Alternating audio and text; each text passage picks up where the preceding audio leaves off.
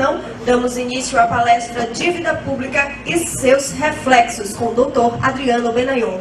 Adriano Benayon do Amaral é professor da Universidade de Brasília, doutor em Economia pela Universidade de Hamburgo, diplomata de carreira, consultor legislativo da Câmara dos Deputados e do Senado Federal na área de Economia, é também autor do livro Globalização versus Desenvolvimento e também do livro Economia Política. O economista mantém o blog do Adriano Benayon pelo desenvolvimento nacional contra o imperialismo. Com vocês, o doutor Adriano Benayon.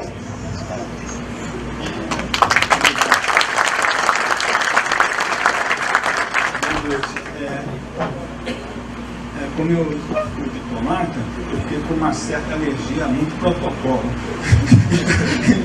então eu vou apenas agradecer o convite do sindicato, do Sindifisco, né?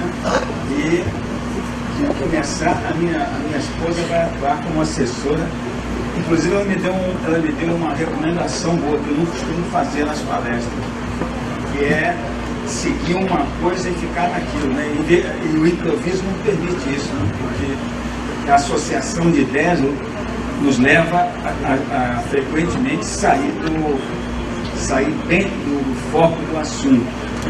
Mas não obstante, eu gostaria só, antes de começar a seguir, lendo o que eu preparei esta tarde, especificamente em relação ao tema, antes de começar a ler, seguindo bem o roteiro, em que eu procurei focar o máximo possível a questão da dívida, eu estou me lembrando do que o Dr. Ciro Gomes acabou de falar, que é inclusive uma espécie assim de foco do meu livro, Globalização versus Desenvolvimento, em que eu fiz resumir a história do desenvolvimento da maior parte dos países que chegaram a se desenvolver. E realmente não houve um em que esse processo, não fosse liderado pelo Estado, e não houve um em que não predominasse nesse processo o capital nacional. Barbosa Lima Sobrinho, o capital se faz em casa, e também uma rápida menção ao fato de estarmos num sindicato. Porque há pouco, sendo entrevistado, me foi perguntado sobre o papel que eu julgava que os sindicatos terão ou devem ter nesta grave situação do Brasil. Então, me ocorre o seguinte: em todos os países do mundo, os sindicatos foram também muito importantes na história de vários países que se desenvolveram, na própria Alemanha, foram muito importantes, porque são quem representa os trabalhadores. E quem tem interesse no desenvolvimento de um país é quem está trabalhando lá, é quem vai ter emprego lá. E, eventualmente, também, os próprios sindicatos patronais foram importantes. Mas isso não existe mais no Brasil. Nós não temos sindicato patronal que represente empresários brasileiros. O empresariado nacional, como lembrou o Dr. Ciro Gomes, ele tem que ter um papel importante, mas então ele tem que ser criado, porque ele praticamente está ausente. Então essa é uma situação bastante especial do Brasil. Então isso redobra a responsabilidade dos sindicatos de trabalhadores, porque no momento nós não temos ainda representação da indústria. Quer dizer, o último representante da Fiesp que defendeu a indústria de São Paulo foi nos anos 40, Roberto Simons. Está longe demais. Hoje o presidente da Fiesp é um vendedor de produtos importados, né? falido, não? Bom, então, temos que partir da situação concreta. Então, eu gostaria de dizer isso. Se eu não fosse esgotar o meu tempo com mais digressões, eu ainda lembraria o caso um caso que nos remete também ao que é o poder mundial, que continua provocando guerras e sempre visando a uma dominação completa em todos os países. Os casos da Líbia, do Afeganistão, do Iraque, que foi 2 vezes devastado, e a situação na Síria, tudo isso é recente, mas eu vou lembrar uma coisa já bem antiga, razoavelmente antiga, e que tem relação com essa coisa dos sindicatos. Porque na Alemanha, nos anos 30, quando o nazismo foi ao poder, há muita mentira sobre isso, como sobre tudo. Então, os historiadores pensam, a maioria desinforma o mundo, fazendo acreditar que o Hitler subiu ao governo por meio do voto. Não é verdade. Logo antes, na Alemanha, nenhum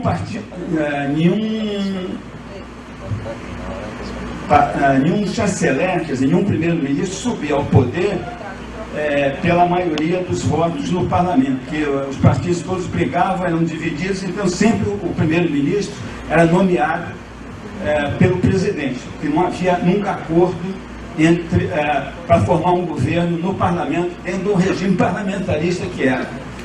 Então o que é que aconteceu? Naquele momento, o presidente estava chamando o chefe do Estado-Maior do Exército, que era um homem muito bem informado e que estava levando ao governo economistas muito melhores do que o Keynes, o Keynes é outra ilusão. Aliás, eu queria me qualificar como aspirante a destruidor de mitos, iconoclasta, né? Então, o seguinte, eles... então, chamou chegou a nomear o primeiro-ministro, o chanceler Kurt von Schleicher, chegou a nomear e ele ia levar ao governo economistas excelentes que iam tirar a Alemanha. O mundo estava na depressão, como estamos agora, depressão econômica, né? Além disso, a Alemanha pagava as reparações de guerra, da Primeira Guerra Mundial, aquela coisa toda, né? E eles iam reerguer a economia alemã. Aí a oligarquia financeira mundial disse negativo. Eu estou somando a dívida dos estados e municípios também, porque ela foi federalizada em 95. Então, para você comparar com a dívida federal de agora, você tem que somar todas naquela época. Então, somando todas as dívidas, inclusive municipais, que era São Paulo, Rio e tal, somando todas, dava 135,9 bilhões de reais. Isso aí chegou a 3,5 trilhões atualmente. Então, foi essa multiplicação por 26 que eu falei, né? Ou seja, foi uma coisa em que isso se compôs a uma taxa média de 17%, quase 18% ao ano. E é a mesma taxa que está hoje. Que o 14,25 hoje, na realidade, são 17 e pouquinho, porque o cartel dos bancos só pega os títulos do Banco Central com uma margem, ou seja, a taxa efetiva é uns 3 pontos percentuais acima da Selic, né?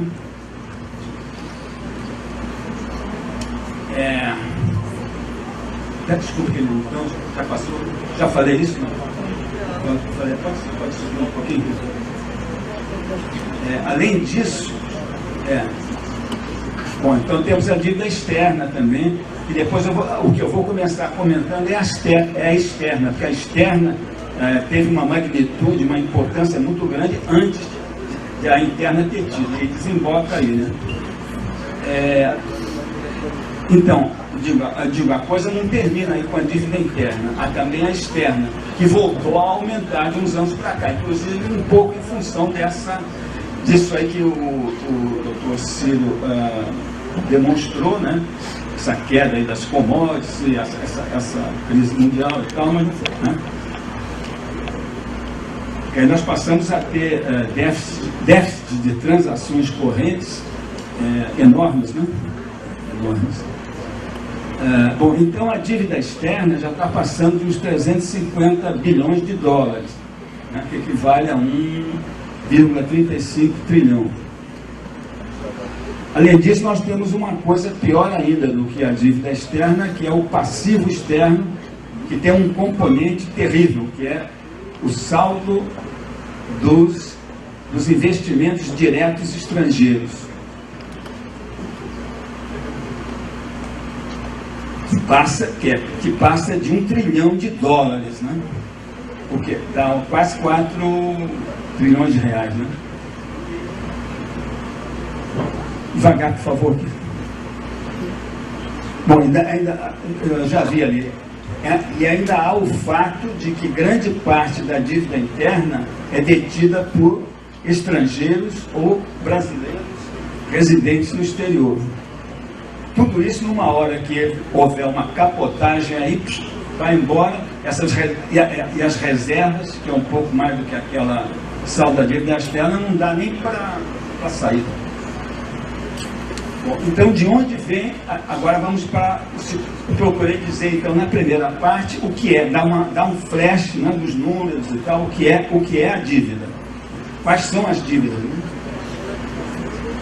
Bom, então, segundo tópico, de onde vem a dívida pública brasileira? De onde vem a dívida pública brasileira? Essa questão é fundamental, pois se nós não conhecermos as causas da imensa dívida que nos está sugando, de nada adiantaria acabar com ela, mesmo que se pudesse fazer isso por milagre. Iria surgindo uma outra de novo.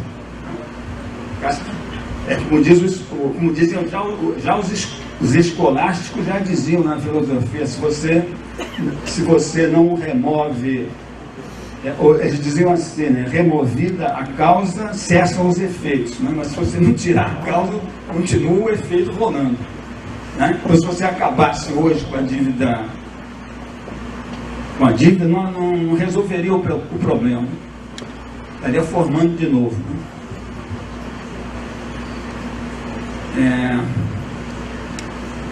Certo. Então vamos começar a comentar a dívida externa, que foi a primeira a surgir e a gerar crises tremendas no Brasil, agravadas por arroxos violentos sob a direção do FMI. Ou seja, sempre que há um arroxo, como foi dito, a situação, em vez de melhorar, piora, né?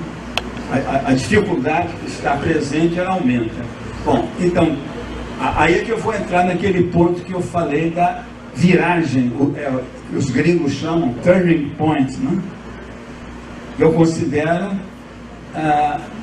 essa deposição do presidente Vargas, que também foi um complô, foi um golpe articulado pela CIA, pelo MI6 britânico, foi um golpe.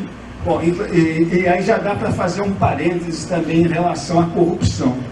As pessoas às vezes estão um pouco iludidas com a moralidade atual e tal, porque geralmente quando se fala em corrupção, só se fala na corrupção que interessa a grande mídia e a quem está por trás da grande mídia tocar. Ou seja, a grande corrupção e a que origina as demais e que acabou corrompendo quase todo o país, isso aí vem dali, vem daqueles golpes que para você ter conseguido aquilo naquela época foi preciso comprar muita gente aqui no país, cooptar muita gente, a parte o Getúlio Vargas ter dado bobeira, né? Muito ingênuo, não tinha serviço de inteligência, uma série de coisas desse tipo. Bom, então, eu digo que da deposição de Vargas em 54, a partir daí foram várias crises de dívida externa. A primeira delas já no final do mandato do JK, Kubitschek, no final de 1960. Porque aí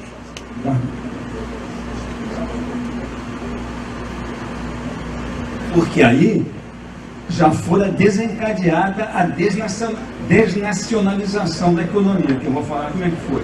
A maioria dos economistas, historiadores da economia brasileira não fala muito nisso aí que eu estou insistindo. Então, já fora desencadeada a desnacionalização da economia, com a entrega aos cartéis transnacionais dos mercados industriais do país. A base de tudo está aí. Às vezes eu comento com alguém, né? Aí diz, não, a coisa vem lá desde que o Pedro Álvares Cabral chegou. Assim, eu prefiro pegar daí, que senão nós nos perdemos, né? Esse eu considero o ponto crítico, né? Isso aí foi feito como? Essa entrega, que não foi uma simples entrega, foi pagar para entregar, foi dar subsídios absurdos. Se houver tempo, eu digo o que é que foram essas instruções a partir da 113, né, da SOMOC, que era o que fazia a instituição, que fazia o papel do Banco Central. Que o Banco Central só foi criado já no golpe de 64, já no final em dezembro de 64, né, que é a criação do Banco Central. Bom, então, essas instruções da SUMOC propiciaram subsídios inacreditáveis para que esses cartéis, donos de empresas de grande dimensão, em grande número de países, se apoderassem das indústrias em nosso país. Quer dizer, você foi dar subsídios para empresas que já dominavam 50 mercados, sendo que mais de 20 eram mercados maiores que o brasileiro. Que coisa, né? Isso aí não é liberalismo nem aqui, nem em lugar nenhum. Isso aí é proteção imperial, né? Quer dizer, é intervencionismo pró-cartéis, pró-império. Bom, então, esse crime contra o Brasil foi cometido pelo governo formado após o citado golpe, 54, por militares pró-EUA. Inclusive é engraçado que no Brasil conseguiram ao mesmo tempo dividir demais o civil e militar, e tudo isso faz parte da política imperial, de dividir com aquele negócio de esquerda, direita, anticomunista, ou pró não sei o quê, né? É jogo do império, e os brasileiros divididos e sugados. Então, militares pró-Estados Unidos e políticos da UDN, que era um partido que tinha no estatuto que havia uma prioridade de ter boas relações com os Estados Unidos. Bom, então são muito raros os economistas estrangeiros ou brasileiros que se referem a essas modificações na legislação industrial e de capitais estrangeiros, perpetradas em 1955 e que foram aplicadas com entusiasmo, falsamente chamado de desenvolvimentista por JK e ainda ampliadas em seu governo. Era a consagração do falso conceito da CEPAL, Missão Econômica, né? Esqueci ali para a América Latina, né? Segundo o qual o importante era industrializar-se. Isso era uma falácia, que o Brasil já estava se industrializando. O Brasil não precisava de acelerar muito, tinha que seguir melhorar e seguir o curso normal, né? Por favor. Volta um pouquinho. Era a consagração desse conceito falso, aquele negócio de prévia, aquela enganação toda, segundo o qual o importante é... Mas a questão não é essa. A questão é quem controla o capital e a tecnologia, o desenvolvimento tecnológico das indústrias. E aí, cada vez mais, você foi inviabilizando o desenvolvimento de tecnologia no país. Porque se o cartel transnacional domina o mercado, não há demanda para tecnologia, não há emprego para engenheiro de produção que trabalha na criação de tecnologia. Foi isso que foi acontecendo de uma forma cada vez mais intensa no Brasil, e o ponto de partida é aí. com detalhes, né? Tem coisa que eu não pus aí, mas não dá tempo. Aí você pega o governo do primeiro presidente militar, que foi o único dos presidentes militares diretamente designado pela Embaixada dos Estados Unidos, né? Os outros não eram Castelo Branco, né? Que colocou aquele tal de Roberto Campos como czar da economia, com a missão de fazer uma rácia, acabar com um montão de empresas nacionais em cima disso, né? Alegando que havia muita inflação, precisando criar roxo, né? Para apoiar aqueles investimentos, impulsionou a dívida externa. A dívida externa, eu digo aí que ela decorre do financiamento desses déficits e, ao mesmo tempo, os empréstimos que o Estado tomava para criar a infraestrutura para favorecer, dado que os economistas chamam de economias externas, para favorecer esses investimentos estrangeiros no país. Eu mesmo, quando fui diplomata na Alemanha, eu tratei de financiamento de programa siderúrgico, elétrico, não sei o quê. Era tudo o Estado investindo para propiciar insumos baratos para essa indústria, para mais lucro para essa indústria. Depois ainda havia o Delfim dando subsídio à exportação de produtos industriais, que era uma coisa que era só para aumentar o lucro das transnacionais, e aí por aí vai. O modelo da entrada desses capitais, o modelo promotor, quer dizer, o modelo econômico promove a entrada desses capitais, causa necessariamente fabulosos déficits externos, cujo financiamento, juntamente, isso é o que eu já falei, né, de improviso, com os empréstimos públicos, para apoiar aqueles investimentos, impulsionou a dívida externa. Aí ela teve um crescimento galopante naqueles anos. Cada vez que fazia um milagre econômico daqueles, a dívida, milagre, né? Quer dizer, os militares copiando a mesma, não sei como é que eu vou qualificar aquilo, a mesma besteirada do Juscelino Kubitschek, né?